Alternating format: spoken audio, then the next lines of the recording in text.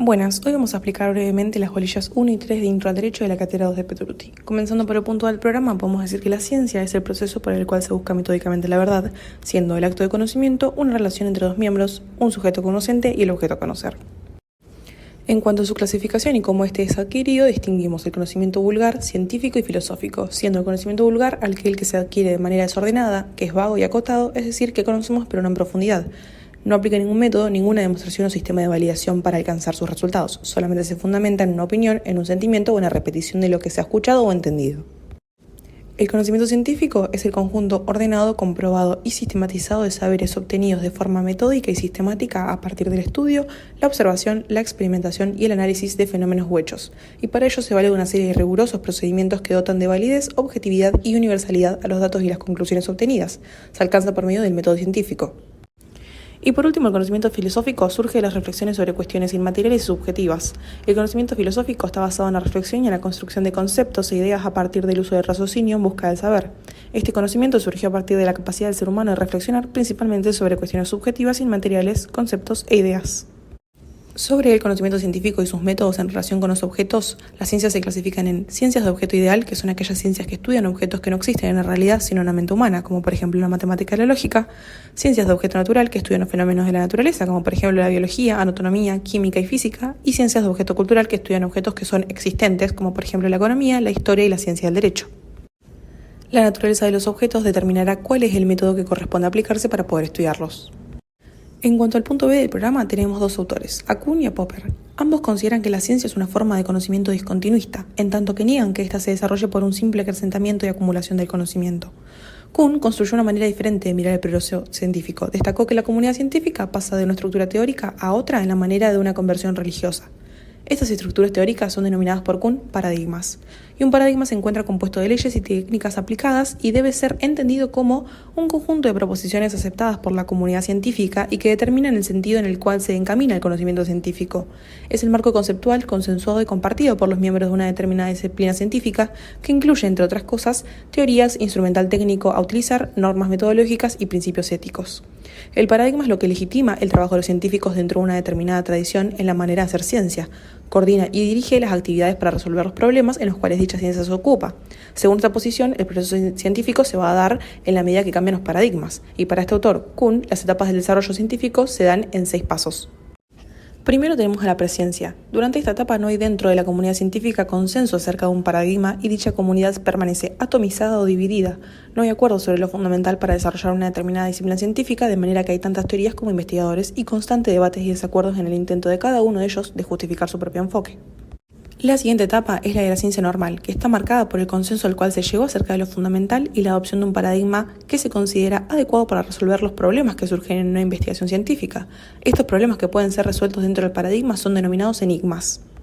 La crisis del paradigma se produce cuando aparecen anomalías, es decir, problemas que no pueden ser resueltos dentro del paradigma en el que nos encontramos. Es decir, el paradigma se ve afectado en lo fundamental con la aparición de estas anomalías que pueden ser numerosas, reiteradas, profundas y resistentes. Cuando esto sucede, se entra en un periodo de inseguridad profesional marcada en que los científicos comienzan a debatir arduamente y su confianza en el paradigma se debilita. Toda esta crisis se agrava cuando aparece un paradigma rival que es una estructura teórica diferente e incompatible con la anterior, donde se permite resolver estos enigmas que en el paradigma anterior no han podido ser resueltos. Si se dan estas condiciones, todo está listo para que se produzca una revolución científica. Ahora bien, para Kuhn, cuando los científicos adhieren al nuevo paradigma, se da una conversión religiosa. Por ello, el nuevo paradigma, esta nueva estructura teórica, delimita un nuevo marco conceptual a través del cual se ve el mundo y se lo describe. Las etapas de la nueva ciencia normal y la nueva crisis se equipara a las etapas de ciencia normal y crisis, es decir, el ciclo de etapas puede volver a comenzar hasta llegar a la última y así recomenzar sucesivamente, pero nunca retornando a la etapa de presciencia.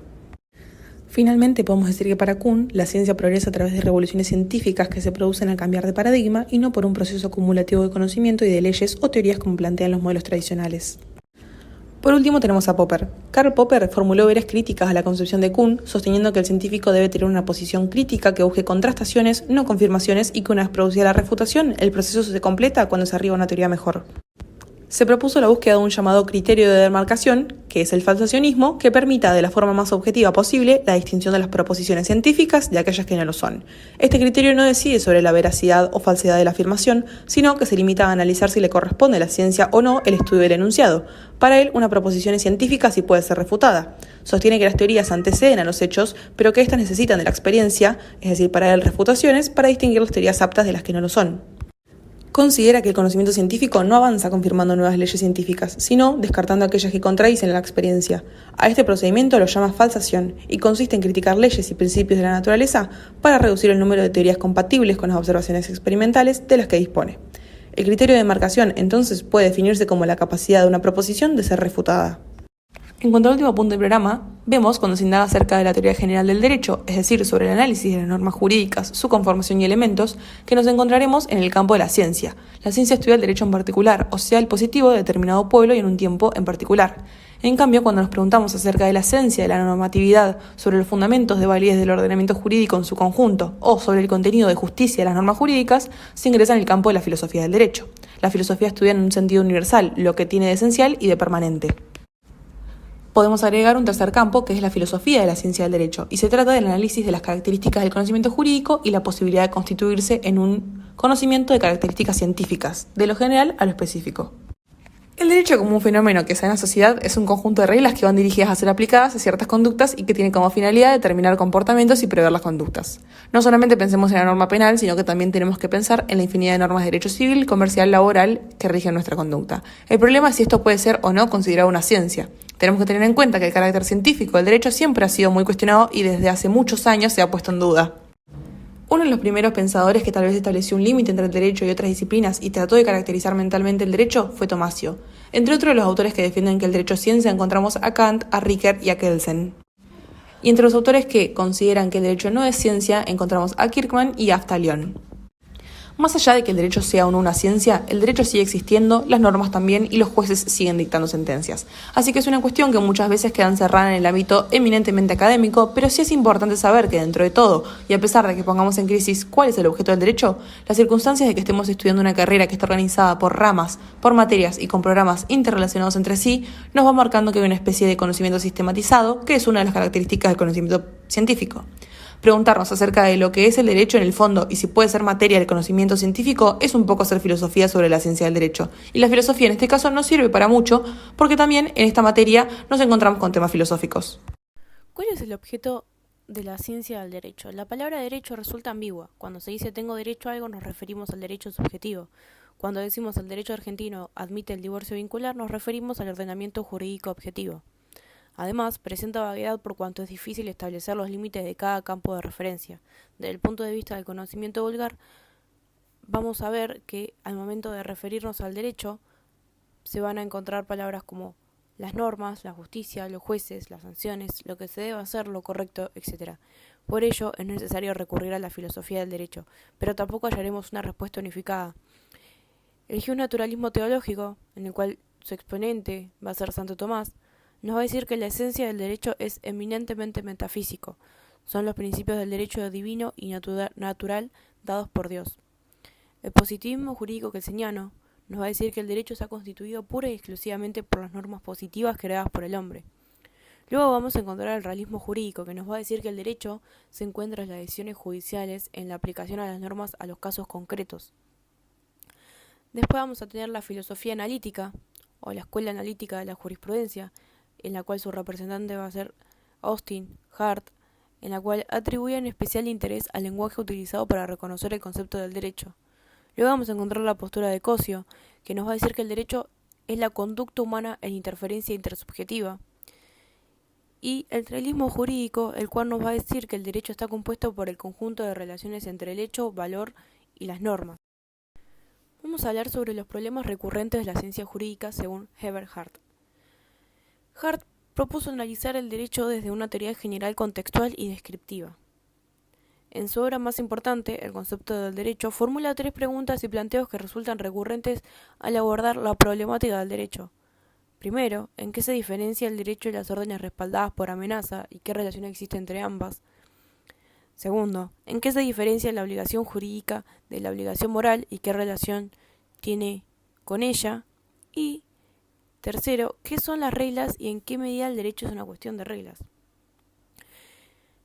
1. ¿En qué se diferencia el derecho de las órdenes respaldadas por amenaza y qué relación existe entre ambas? Hart señala que la mera orden respaldada por amenaza requiere la presencia física de quien imparte la misma y por otra parte exige que la amenaza sea actual. A ello se le suma que Hart expone que las reglas poseen además un punto de vista interno según el cual el sujeto que las cumple lo hace con una suerte de conciencia, de obligatoriedad, sabiendo que las reglas son el trasfondo de estándares cuyo cumplimiento la sociedad exige.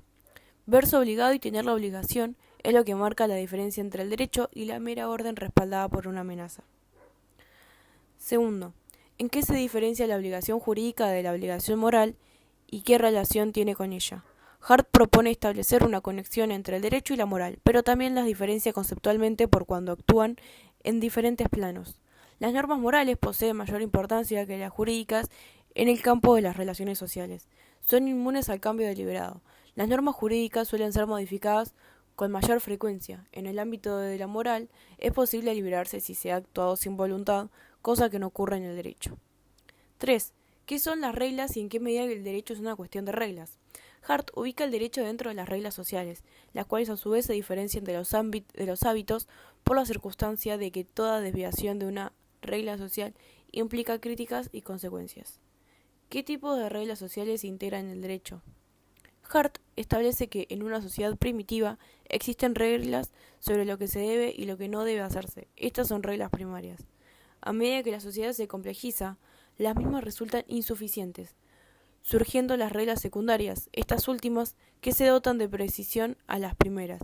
Hart las subdivide en reglas de reconocimiento, permite reconocer cuando una regla pertenece al sistema, reglas de cambio, indican procedimientos de cambio de las reglas existentes, reglas de adjudicación, adjudican competencia para aplicar sanciones. Cada una de estas regiones presenta características específicas y distintas en cuanto a su naturaleza. La forma en la que se presentan en la experiencia, su relación con los valores y el método de conocimiento. Cosio destaca que el conocimiento es una adecuación del método con el objeto. Carlos Cosio, en su teoría egológica, propone una división cuadripartita en los campos del objeto. Objetos ideales. Son de naturaleza irreal, no tienen existencia, no se hallan en el campo de la experiencia, por cuanto no pueden conocerse a través de los sentidos, son neutros de valor. Las propiedades del objeto no son axiológicos, sino matemáticas o geométricas. El conocimiento parte de la razón de principios generales, elabora los principios específicos, se impone la utilización de método racional deductivo. Objetos naturales. Naturaleza de carácter real, tiene existencia y pueden ser percibidos a través de la experiencia. Son los objetos tales de la física, de la zoología.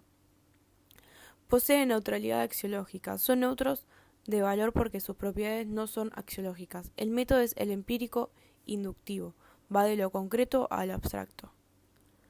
Luego de los objetos metafísicos, son reales, es decir que tienen existencia pero son insusceptibles de ser captados empíricamente, no son axiológicamente neutros, son valiosos o disvaliosos. Después vamos a encontrar los objetos culturales, que son los creados o transformados por el hombre, actuando según valoraciones. Tienen existencia, lo que significa que son reales y pueden ser percibidos mediante los sentidos, ya que se presentan como un dato de la experiencia. Son positivos o negativamente valiosos. Los objetos culturales, mundanales, son productos de la actividad humana. Los ecológicos son conducta de actividad humana. Luego vamos a encontrar el derecho natural y el derecho positivo. El naturalismo es aquella postura que sostiene que la esencia de la normatividad halla su fundamento en principios anteriores y superiores a toda la legislación. El derecho natural es el conjunto de normas reguladoras de la conducta humana preexistentes a la ley que se manifiestan por su sola razón o por relevancia divina.